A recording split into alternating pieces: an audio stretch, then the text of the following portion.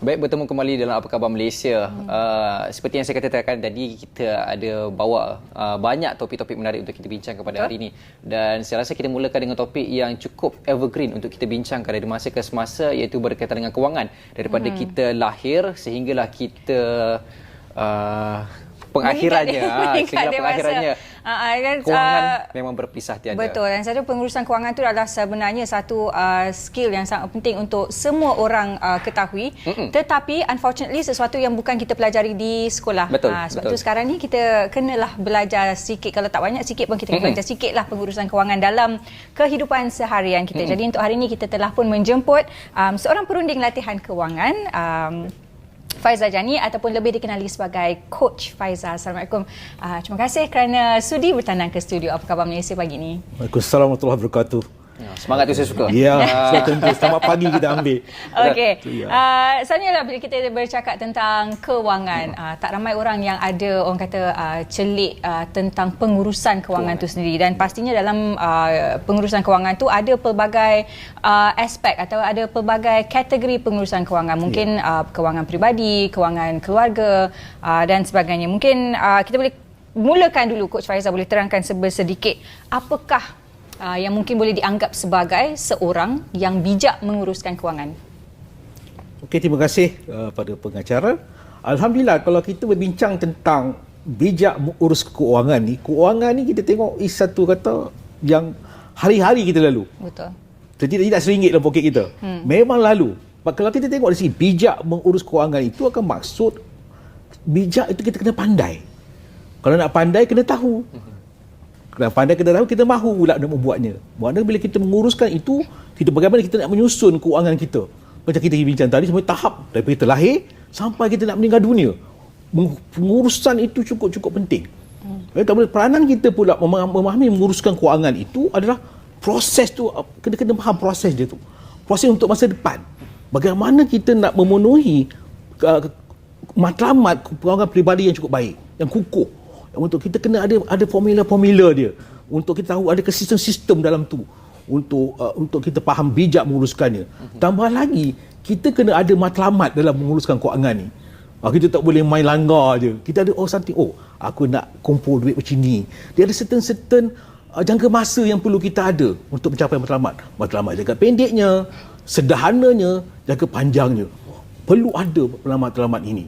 Seterusnya, kalau kita tengok dalam kita merdeka lah, orang selalu bercakap tentang freedom dalam keuangan, financial freedom.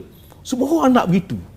Saya tanya puan cik pun semua nak financial freedom tu. Apa maksud sebenarnya financial freedom tu? Kalau kita tengok, kita kena bijak kat situ. Ada yang mengatakan bahawa bebas 100% hutang kita tak ada hutang.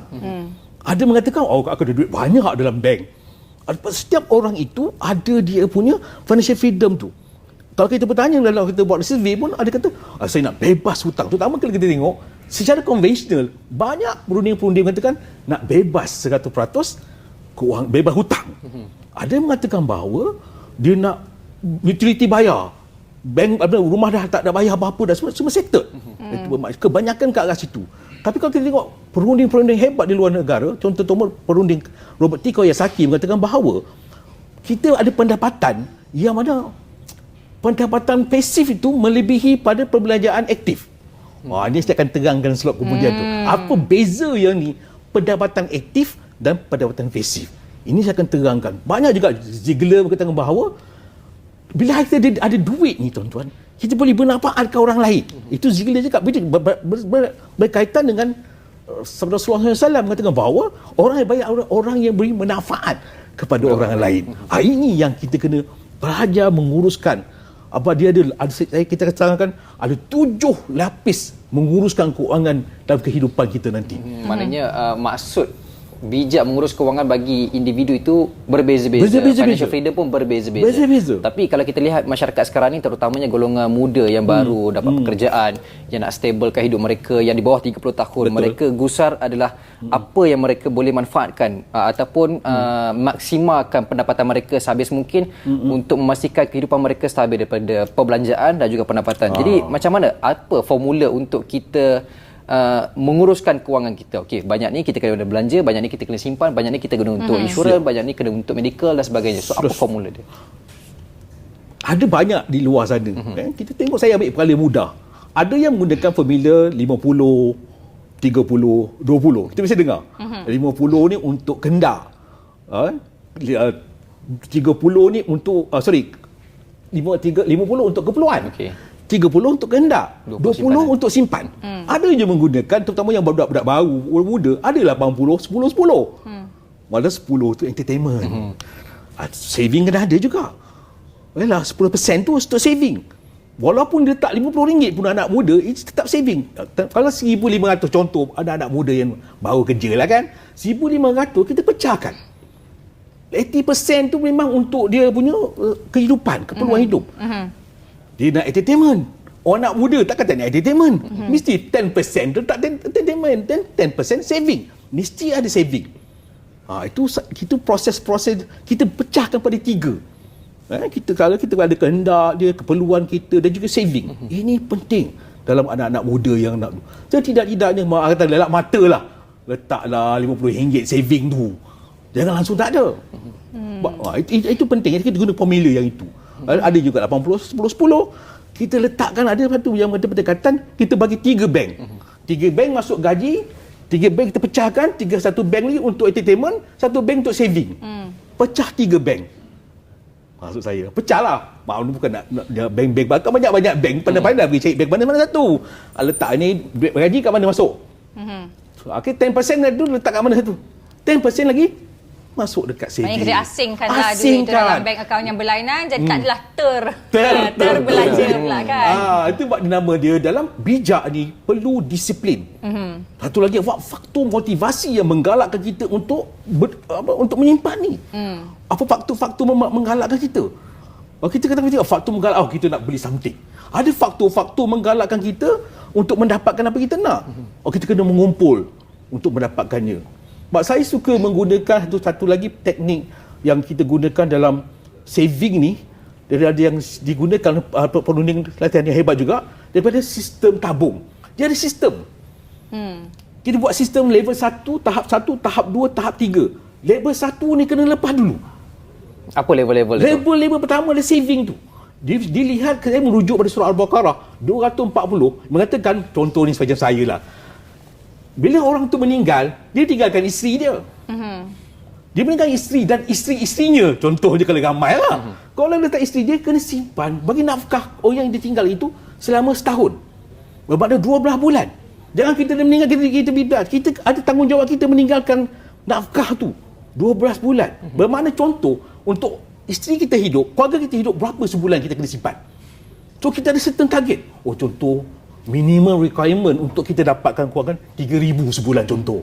So bermakna kita kena tentang level 1 ni, 3,000 kali 12 bulan, 36,000 cash in hand kena ada. Itu sampai level 1.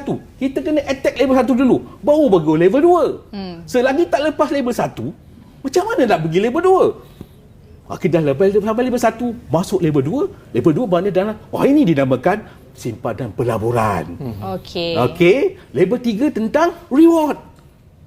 Kita kena tak reward, dah pernah kerja, kita nak reward juga. Tapi isu dia, kita kena level 1 lepas dulu. Ni orang terbalik, dia simpan untuk reward dulu. Itu yang tak dapat tu. Kita kena ada sistem tu. Selagi tak capai target matlamat ni, sebab apa kita kena ada cash yang tunai yang kuat dalam kita nak menguruskan kewangan ni. Itu sebab dalam kalau saya nasihat dengan banyak buat coaching dengan usahawan sendiri, you kena ada standby fund ni setidaknya setahun. Maksudnya kalau dalam kita buat projek, ada contingency plan tu setiap 5% untuk menghadapi apa-apa yang berlaku. Itu kena ada, tuan-tuan, kena ada dalam kita nak menguruskan kewangan yang bijak ni. Jangan kita langsung tak ada apa-apa. Itu yang takut fluctuation berlaku, belanja berlaku, barang naik, kita tak dapat nak mengawal. Pak saya dalam berniaga, kita tahu tak dapat mengawal benda yang mana kita tak boleh kawal benda ni. So kita kena ada standby benda ni semua. Mula selalu orang Melayu cakap sediakan payung sebelum hujan. Ini Melayu dah banyak benda dah bagi kita tahu kita kena buat ni. Tapi kalau kita ada sistem ni, mudahlah kita nampak kita kena ada ni. Tidak, kalau kita tengok surah Baqarah tadi, kena sedia macam saya seorang suami, saya kena sediakan rumah. Kena ada. Kita ada aim tu. Lepas tu pakai kita dalam rangka kita punya bijak ni, kita ada jaga pendeknya, jaga sederhananya, jaga panjang. Pendek setahun, jaga panjang sederhana 1 per 5 tahun. Jaga panjang adalah 5 tahun ke atas. Akan maksud dia menyediakan kita nak bersara nanti macam mana. Okey. Tapi satu orang kata zaman sekarang ni kos of living pun meningkat, tapi gaji tak nak naik. Jadi antara kerisauan ramai antara ni, macam mana saya nak ada simpanan, macam mana saya nak ada pelaburan kalau duit untuk saya hidup sehari-harian pun tak cukup. Jadi macam mana pandangan dan juga nasihat daripada coach sendiri? Saya sendirilah. Saya cakap saya sendiri juga. Saya pun berniaga juga. Of course kita kena. Bila kita ada sesuatu yang kita pegang, disiplin tu sudah tentu. Itu datangnya kehendak dan keperluan. Itu datang kita relate dan kehendak keperluan. Apa kehendak kita sebenarnya dalam hidup? Kalau kita tengok Maslow teori mengatakan bahawa kita nak apa? Kita nak ada pakaiannya, kita ambil asas dulu. Yang lain dalam mata dulu. Asas siapa? Asas untuk hidup. Survival. Kita kena survive. Kita tak boleh fikir untuk yang entertainment ni. We have to survive. Tak kena throw lah. Yang mana-mana yang kita kena letak tepi benda ni dulu. While we talk about survival. Takkan kita tak nak survive dalam kehidupan kita. Itu keperluan asas yang kita kena ada. Memanglah you nak compare life dengan orang lain, sudah tentu yang kita tak boleh, maaf katalah, dalam menguruskan kewangan, you kena ambil diri you sendiri. Kita kena letakkan diri sendiri. Tak boleh membanding-bandingkan dengan orang lain. Tak boleh banding-bandingkan orang lain. Lagi sekarang ni zaman social media kan. Semua dia nak dibanding-bandingkan. Oh, dia ada tu, dia ada ini. Tanya gaji berapa? Gaji berapa? Soalan Superman orang kata kan. Soalan tu. Sensitif sangatlah zaman lah ni kan. Tapi betul lah pendapat saya, ukur lah. Buku baju lah. Itu perpatang Melayu dah banyak tadi. Kalau kita tengok dalam soalan ni, besar apa tu? Besar periuk, besarlah keraknya orang kata kan. Padahal itu benda ni kita boleh uruskan, mengimbanginya. Itu amat penting. Itu amat penting. Tapi coach, salah satu mitos yang saya rasa daripada dulu sampai sekarang mendengar berlega-lega di minda masyarakat sekarang ni adalah berkaitan dengan penggunaan kredit kad. Kalau dulu kita banyak dengar orang muda, golongan belia muflis disebabkan penggunaan kredit kad yang berleluasa. Tapi dalam masa sama juga kalau kita baca buku-buku Robert Kiyosaki contohnya, dia kata penggunaan hutang yang baik adalah dia membayar hutang-hutang kita. Betul. Jadi pandangan coach, kad kredit ini sebenarnya bagus ataupun tidak? Yang penting you nak pakai benda tu urgent. Memang menolak kredit kad dulu. Malah kalau let's say you ada duit, you pakai cash. Kalau dia ada cash tapi dia nak pakai kredit kad. Isu dia sekarang, saya maaf kata, zaman muda saya berlabak-labak kad kredit. Maaf cakap lah, Citibank ni lah, kemudian macam-macam nama je nama. Tapi bila saya fikir-fikir balik, nak servis tu pun banyak duit dia pakai. Adakah sebabkan is your lifestyle? Nak menunjukkan you have the credit card? You minta credit card untuk apa? Adakah sebab menunjukkan, oh I got gold card, ada kad emas, platinum card? Adakah sebabkan itu yang you nak menunjukkan your lifestyle tu sendiri? Pak credit card ni untuk apa? Makan di hotel sedang bayar? Ada gunakan untuk petrol? Tapi mungkin masalah dengan kad kredit ni adalah apabila kita menggunakan kad kredit itu untuk membelanjakan wang yang kita tak ada. Setuju. Jadi nasihat daripada coach sendiri, macam mana untuk seseorang tu, mungkin satu kad kredit tu menjadi satu necessity, satu keperluan in case of emergency dan sebagainya. Nasihat daripada coach sendiri, macam mana seseorang itu kalau ada kad kredit, penggunaan yang secara menguruskan penggunaan kad kredit itu sendiri. Okey, dalam kedudukan ringgit ni nama pun kredit. Kita hutang, interest dia tinggi. Kita kena faham tu, interest dia cukup tinggi. Padahal kita boleh gunakan, make sure kita bayar.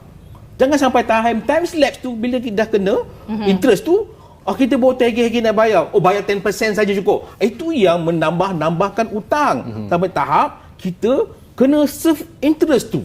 Saya nasihatkan agar yang menggunakan kredit ini gunakan cara berhemat. Bermakna kita boleh bayar balik apa yang kita hutang tadi.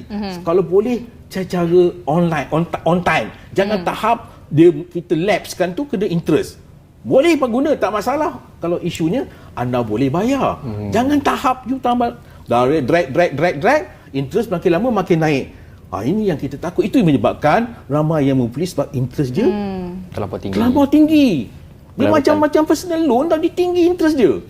Jadi kita bila buat sesuatu, hutang, kita kena perhatikan apa yang bawa balik tu. Macam anak-anak muda kan, kita tolak, kita kena buat T-account. Oh ni duit pendapatan, duit belanja. Tolak, berapa yang tinggal? Kita kena analisa kita punya pendapatan tu sendiri. Jangan kita tinggal tolak, tinggal 100, apa nak makan bang? Ini kita kena analisa. Setiap bulan, kita tengok slip gaji kita. Saya sendiri tengok, berapa yang tinggal ni? Dah tolak ini, tolak itu, dia ansuran kereta nak tolak, perbelanjaan kita lah. Ini kita tahu berapa yang tinggal. Bank pun kalau nak pinjam duit, kena tengok ni, the liquidation tu tinggal berapa. Dia tak boleh bagi sewenang-wenang. Kalau nak beli kereta 1,500, yang tinggal, mana dia nak bagi loan? Ini penting, tuan-tuan. So, kita sendiri kena reflect kita punya kewangan kita. Sendiri kewangan kita. Hari-hari tengok berapa banyak pendapatan kita dapat ni. Yang mana aktif. Aktif akan maksud pendapatan yang kita bekerja, ada upahnya, ada bonusnya, itu namakan aktif. Okey, tadi kita dengar coach punya saranan berkaitan dengan hutang. Mungkin yang terakhir daripada coach, saranan untuk anak-anak muda di luar sana khususnya, macam mana kita nak bijak mengurus kewangan sehari-hari kita? Baik. Sudah tentu kita berniaga dalam perancangan, kita ada perancangan forecasting kita. Setahun tu kita tengok berapa banyak duit kita dapat setahun. Daripada bulan pertama sampai bulan 12. Kita kira pendapatan setahun kita ada berapa. Kita kena tahu tu. Kita sarankan agar anak muda ni, saya pendapat saya yang orang lama ni, ukurlah baju ni, kita ukurlah baju kita, pendapatan kita berapa yang kita betul-betul boleh belanja. Kita masa depan kalau insya-Allah rezeki ni ada 7 lapis masa kita habis 7 lapis. Pertama, kita tengok pendapatan. Kedua adalah saving. Ketiga adalah pembelanjaan. Keempat adalah perlindungan. Perlindungan akan masuk, kita kena kedua pelaburan. Akhirnya pensucian. Kita kena cuci kat duit kita ni. Bertanya zakatnya, datang amal jariahnya dan juga sedekah. Last sekali pembahagian wasiat, hibah dan faraid. Jangan lupa, kita muda-muda pun kena letak 7 lapis ni. Jangan nak marah, beramba lagi tak tahu, bagi kita pun tak tahu. Kita ada dah menyelaraskan ke 7 peringkat menguruskan kewangan tu. Sebab kita kena mengurus dengan bijak ni semua. Sampai tahap kita nak mati pun tadi. Nak hibah kat bagi kat siapa? Kalau nak bagi faraid kat siapa? Kita dah letakkan wasiat tertentu. Kita sambung lain. Banyak sebenarnya kerja dalam urusan bijak ni. Sebelum dapat gaji dah ada 7. Boleh kena tengok dah. Betul, kita kena pecahkan 7. Okey, peringatan yang sangat penting daripada Coach Faizaz. Bukan sahaja untuk anak muda tapi untuk kita sendirilah. Tapi muda juga sebenarnya. Kita ucapkan terima kasih kepada Coach Faizaz untuk masa memberikan kita sedikit pengisian berkenaan dengan pengurusan kewangan. Selepas ni kita nak bercakap tentang, tadi kita bercakap tentang simpanan dan pengurusan kewangan. Selepas ni kita nak cakap tentang hutang. Apakah dia? Kita berehat dulu, kembali selepas ini.